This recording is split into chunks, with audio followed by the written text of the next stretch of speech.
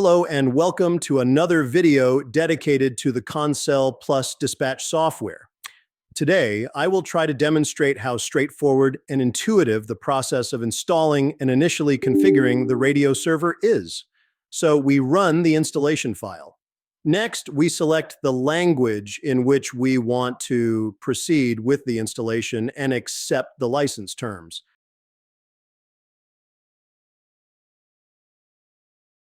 The path entered in the field is the default path where ConSEL Plus will be installed. In the next step, we select the component we want to install. Naturally, we choose one for which we have a license, and it is determined by the type of radio system that ConSEL Plus will support. We can choose from the Moto Turbo system using NAI protocols, the Capacity Max system, a redundant server, or install in client mode.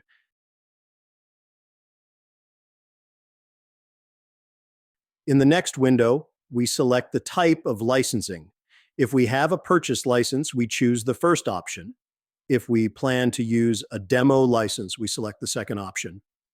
If we plan to install without a license, we select the third option, keeping in mind that after installation, the license type will still need to be selected. We select the demo license. Now, we can choose whether we want to install an additional component that allows for the calibration of custom raster maps.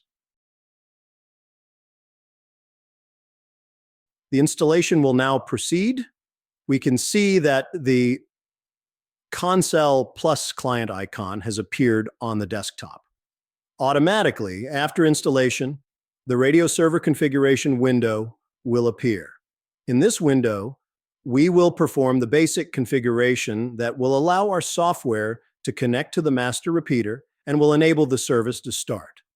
On the left side, we can select the radio systems available for use. The demo license allows us to use any of the systems for a period of 30 days. We choose the Capacity Plus multi-site system.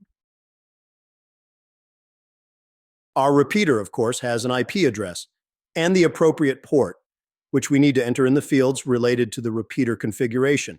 If an authentication key has been entered in the repeater configuration, it must also be entered in the corresponding field in the configuration client.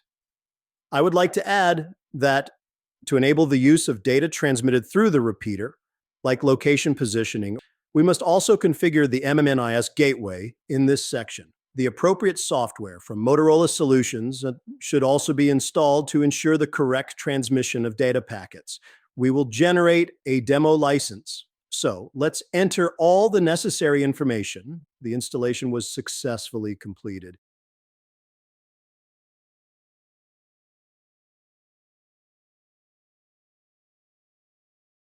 We will now launch the radio server configuration and check its status. After starting it, we can see that all servers are operating correctly and the connection between the radio server and the repeater is also functioning properly.